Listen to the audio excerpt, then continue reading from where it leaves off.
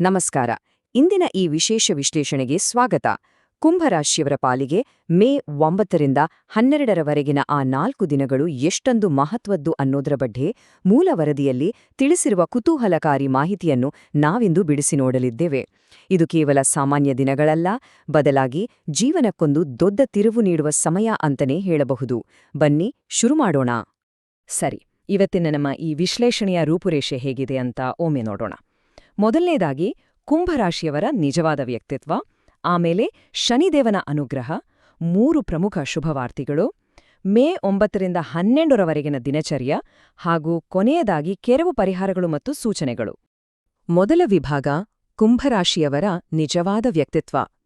ಮೂಲ ವರದಿಯು ಈ ವಿಚಾರವನ್ನು ಬಹಳ ಆಳವಾದ ಸಹಾನುಭೂತಿಯಿಂದ ವಿವರಿಸುತ್ತದೆ. ಯಾಕಂದ್ರೆ ಈ ರಾಶಿಯವರನ್ನು ಸಮಾಜದಲ್ಲಿ ಬಹಳಷ್ಟು ಬಾರಿ ತಪ್ಪಾಗಿ ಅರ್ಥೈಸಿಕೊಳ್ಳಲಾಗುತ್ತದೆ. ನೋಡಿ, ವರದಿಯ ಪ್ರಕಾರ ಕುಂಭರಾಶಿಯವರು ಹೊರಗಡೆ ನಗುತ್ತಾ ಇಂದ್ರೂ ಒಳಗಡೆ ಸಾಕಷ್ಟು ನೋವನ್ನು ನುಂಗ್ಕೊಂಡಿರ್ತಾರೆ. ಯಾರೇ ಕಷ್ಟ ಅಂದ್ರೂ ನಿಸ್ವಾರ್ಥವಾಗಿ ಸಹಾಯ ಮಾಡ್ತಾರೆ. ಆದ್ರೂ ಇವರ ಒಳ್ಳೆತನಕ್ಕೆ ಸರಿಯಾದ ಮನ್ನಣೆ ಸಿಗೋದೇ ಇಲ್ಲ. ಇವರ ಆತ್ಮಾಭಿಮಾನ ಬಹಳ ದೊಡ್ಡದು. ಆದ್ರೆ ಬೇರೆಯವರನ್ನು ಅತಿಯಾಗಿ ನಂಬಿ ಮೋಸ ಹೋಗುವುದು, ಹಾಗೆ ಬಾಲ್ಯದಿಂದಲೂ ಪ್ರತಿಫಲಕ್ಕಾಗಿ ಬಹಳ ಕಾಲ ಕಾಯುವಂಥ ಹೋರಾಟ ಇವರ ಬೆನ್ನಲ್ಲೇ ಇರ್ತದೆ. ಅಂದ್ರೆ ಇವರ ಕಷ್ಟಗಳಿಗೆ ಇವರ ಆ ಒಳ್ಳೆಯತನವೇ ಒಂಥರ ಶಾಪವಾಗಿ ಪರಿಣಮಿಸಿದೆ ಅನ್ನೋದನ್ನ ಇಲ್ಲಿ ಸ್ಪಷ್ಟವಾಗಿ ಉಲ್ಲೇಖಿಸಲಾಗಿದೆ. ಎರಡನೇ ವಿಭಾಗ ಶನಿದೇವನ ಅನುಗ್ರಹ. ಇವರ ಮುಂಬರುವ ಬದಲಾವಣೆಗಳಿಗೆ ಅತಿ ಮುಖ್ಯ ಕಾರಣವಾಗಿರುವ ಈ ರಾಶಿಯ ಅಧಿಪತಿ ಶನಿದೇವನ ಪ್ರಭಾವದ ಕಡೆಗೆ ನಾವೀಗ ಗಮನಹರಿಸೋಣ. ಶನಿ ಅಂದ ತಕ್ಷಣ ಸಹಜವಾಗಿ ಎಲ್ಲರಿಗೂ ಒಂದು ರೀತಿಯ ಭಯ ಶುರುವಾಗತ್ತೆ ಅಲ್ವಾ? ಆದ್ರೆ ಇಲ್ಲಿ ಗಮನಿಸಬೇಕಾದ ಅಂಶ ಬೇರೆದೇ ಇದೆ. ಶನಿ ಕೇವಲ ಕಷ್ಟ ಕೊಡೋ ಗ್ರಹವಲ್ಲ, ಬದಲಾಗಿ ಕಠಿಣ ಪರಿಶ್ರಮ ಹಾಗೂ ಪ್ರಾಮಾಣಿಕತೆಯನ್ನ ಪರೀಕ್ಷಿಸುವ ಒಬ್ಬ ಕಟ್ಟುನಿಟ್ಟಿನ ಶಿಕ್ಷಕ. ಹಿಂದಿನ ಕಷ್ಟಗಳೆಲ್ಲವೂ ಬರೀ ಪರೀಕ್ಷೆಗಳಾಗಿದ್ವು ಮತ್ತು ಮೇ 9ನಿಂದ ಆ ಪರೀಕ್ಷೆಗಳು ಮುಡಿದು ಬಹುಮಾನದ ಸಮಯ ಶುರುವಾಗಲಿದೆ ಅಂತ ಮೂಲವರದಿ ಹೇಳುತ್ತದೆ. ಒಮ್ಮೆ ಶನಿಯ ಕೃಪೆ ಶುರುವಾಯಿತು ಅಂದ್ರೆ ಸಾಕು, ಆ ವ್ಯಕ್ತಿ ಇತರರಿಗೆ ಮಾದರಿಯಾಗುವಷ್ಟರ ಮಟ್ಟಿಗೆ ಎತ್ತರಕ್ಕೆ ಬೆಳೆಯುತ್ತಾನೆ. ಮೂರನೇ ವಿಭಾಗ 3 ಮುಖ್ಯವಾದ ಶುಭವಾರ್ತೆಗಳು. ಕುಂಭರಾಶಿಯವರ ಜೀವನವನ್ನೇ ಬದಲಾಯಿಸಬಲ್ಲ ಆ ಪ್ರಮುಖ ಶುಭವಾರ್ತೆಗಳು ಯಾವುವು ಅನ್ನೋದನ್ನ ನಾವೀಗ ನೋಡೋಣ. ಇದು ಹಿಂದಿನ ಕಷ್ಟಗಳು ಹಾಗೂ ಮುಂಬರುವ ಅದೃಷ್ಟದ ನಡುವಿನ ವ್ಯತ್ಯಾಸವನ್ನು ಬಹಳ ಸೊಗಸಾಗಿ ಎತ್ತಿ ತೋರಿಸುತ್ತದೆ.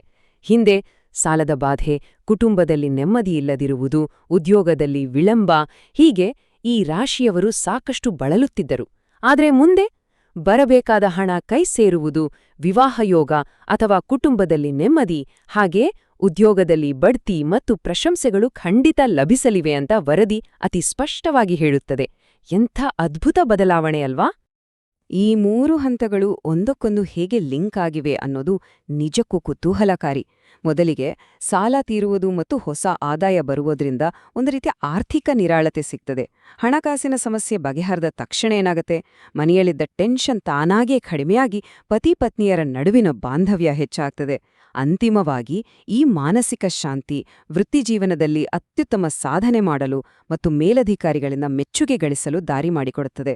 ಎಲ್ಲವೂ ಒಂದಕ್ಕೊಂದು ಕನೆಕ್ಟೆಡ್. 4ನೆಯ ವಿಭಾಗ ಮೇ 9ರಿಂದ 12ರವರೆಗೆ. ಈಗ ನೇರವಾಗಿ ಆ 4 ದಿನಗಳ ನಿಖರವಾದ ದಿನಚರ್ಯೆಯತ್ತ ಬರೋಣ. ಜ್ಯೋತಿಷ್ಯದ ಪ್ರಕಾರ ಆ ದಿನಗಳು ಹೇಗೆ ರೂಪುಗೊಳ್ಳಲಿವೆ? ಬನ್ನಿ ಈ ದಿನಚರಿ ಹೇಗೆ ಸಾಗುತ್ತೆ ಅಂತ ನೋಡೋಣ. ಇದೊಂದು ರೀತಿಯ ರೋಡ್ ಮ್ಯಾಪ್ ಇದ್ದ ಹಾಗೆ. ಮೇ 9ರಂದು ಪ್ರಮುಖ ವ್ಯಕ್ತಿಯ ಭೇಟಿ, 10ರಂದು ಕುಟುಂಬದಲ್ಲಿ ಶಾಂತಿ, 11ರಂದು ಒಂದು ಮಹತ್ವದ ನಿರ್ಧಾರ ಮತ್ತು 12ರಂದು ಪ್ರೀತಿ ಹಾಗೂ ಬದಲಾವಣೆಯ ಬಗ್ಗೆ ವರದಿಯು ಮುನ್ಸೂಚನೆ ನೀಡುತ್ತದೆ. ಮೇ 1ಕ್ಕೆ ಶನಿವಾರದ ವಿವರಗಳನ್ನು ನೋಡೋದಾದ್ರೆ, ಇಲ್ಲಿವರೆಗೆ ಅರ್ಧಕ್ಕೆ ನಿಂತೋಗಿದ್ದ ಕೆಲಸಗಳು ಮತ್ತೆ ವೇಗ ಪಡೆಕೊಳ್ತೇವೆ. ಭವಿಷ್ಯದ ವೃತ್ತಿ ಅಥವಾ ರಾಜಕೀಯ ಮಾರ್ಗಗಳನ್ನು ತೆರೆಯುವಂತಹ ಒಬ್ಬ ಪ್ರಮುಖ ವ್ಯಕ್ತಿಯ ಭೇಟಿಯಾಗುವ ಸಾಧ್ಯತೆಯಿದೆ. ಆದರೆ ಇಲ್ಲೊಂದು ಬಹಳ ಮುಖ್ಯವಾದ ಎಚ್ಚರಿಕೆಯಿದೆ. ಶನಿಯ ಪ್ರಭಾವವಿರುವ ಈ ಸಮಯದಲ್ಲಿ ಕೋಪದಲ್ಲಿ ಆಡುವ ಒಂದು ಸಣ್ಣ ಮಾತು ಕೂಡ ಜೀವನದ ದಿಕ್ಕನ್ನೇ ನಕಾರಾತ್ಮಕವಾಗಿ ಬದಲಾಯಿಸಬಹುದು. ಹೀಗಾಗಿ ಮಾತನಾಡುವ ಮುನ್ನ 100 ಬಾರಿ ಯೋಚಿಸುವುದು ಮತ್ತು ಕೋಪವನ್ನು ಕಂಟ್ರೋಲ್ ಮಾಡಿಕೊಳ್ಳುವುದು ಅಕ್ಷರಶಃ ಅತ್ಯಗತ್ಯ. ಇನ್ನು ಮೇ 10 ಭಾನುವಾರದಂದು ಮಾನಸಿಕ ಶಾಂತಿ ಮರಳಿ ಸಿಗಲಿದೆ. ಕುಟುಂಬದಲ್ಲಿದ್ದ ಆ ಎಲ್ಲಾ ಉದ್ವಿಗ್ನತೆಗಳು ಕಡಿಮೆಯಾಗಿ ಮಾತಿಗೆ ಬೆಲೆ ಮತ್ತು ಗೌರವ ಹೆಚ್ಚಾಗುತ್ತದೆ. ದೂರದ ಸಂಬಂಧಿಗಳಿಂದ ನೀವು ನಿರೀಕ್ಷಿಸದ ಕರೆಗಳೂ ಬರಬಹುದು. ಕುಂಭರಾಶಿಯವರು ಈವರೆಗೆ ಕುಟುಂಬಕ್ಕಾಗಿ ಮಾಡಿದ ತ್ಯಾಗಗಳಿಗೆ ಕೊನೆಗೂ ಮನ್ನಣೆ ಸಿಗುತ್ತದೆ. ಸಂಜೆಯ ವೇಳೆಗೆ ಆತಂಕವನ್ನು ದೂರ ಮಾಡುವಂತಹ ಒಂದು ದೊಡ್ಡ ಶುಭವಾರ್ತೆ ಕೇಳಿಬರುತ್ತದೆ ಎಂದು ಜ್ಯೋತಿಷ್ಯ ವರದಿ ಸೂಚಿಸುತ್ತದೆ. ಮೇ 11 ಸೋಮವಾರದ ವಿಚಾರಕ್ಕೆ ಬರೋಣ. ಚಂದ್ರನ ಪ್ರಭಾವದಿಂದಾಗಿ ಈ ದಿನ ಕೊಂಚ ಎಮೋಷನಲ್ ಆಗಿರ್ಬೋದು. ಆದ್ರೆ ಯಾರೋ ಒಬ್ರು ನೀಡುವ ಒಂದು ಪ್ರಮುಖ ಸಲಹೆ ಜೀವನವನ್ನೇ ಬದಲಾಯಿಸುವಂಥ ಒಂದು ದೊಡ್ಡ ನಿರ್ಧಾರ ತೆಗೆದುಕೊಳ್ಳಲು ದಾರಿ ಮಾಡಿಕೊಡುತ್ತದೆ. ವಿದೇಶದಿಂದಲೂ ವಾರ್ತೆಗಳು ಬರುವ ಸಾಧ್ಯತೆ ಇದೆ. ಹಿಂದಿನ ಹೊರೆಗಳನ್ನು ಮತ್ತು ಮಾನಸಿಕ ಒತ್ತಡವನ್ನು ಸಂಪೂರ್ಣವಾಗಿ ಕಳೆದುಕೊಳ್ಳಲು ಈ ದಿನ ಇತರರನ್ನು ಕ್ಷಮಿಸುವುದು ಬಹಳ ಮುಖ್ಯ ಅಂತ ಮೂಲ ವರದಿ ಒತ್ತಿ ಹೇಳುತ್ತದೆ.